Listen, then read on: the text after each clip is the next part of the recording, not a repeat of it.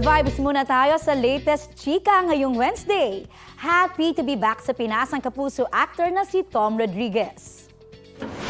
Shinare ni Tom ang kanyang healing journey matapos ang hiwalayan nila ni student life star Carla Abellana.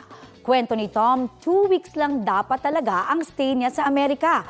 Pero umabot ito ng mahigit 2 taon dahil nawili siya sa solo simple living niya roon. Sa ngayon, unti-unti nang tumatanggap ng proyekto ang kapuso star.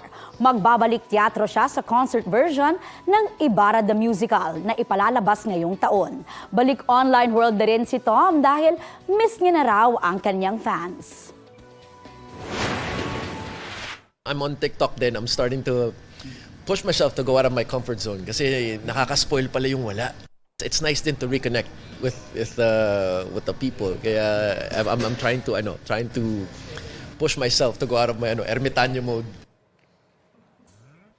Kapuso, para sa mga maiinit na balita, mag-subscribe sa GMA Integrated News sa YouTube. Sa mga kapuso naman abroad, subaybayan nyo kami sa GMA Pinoy TV at sa www.gmanews.tv.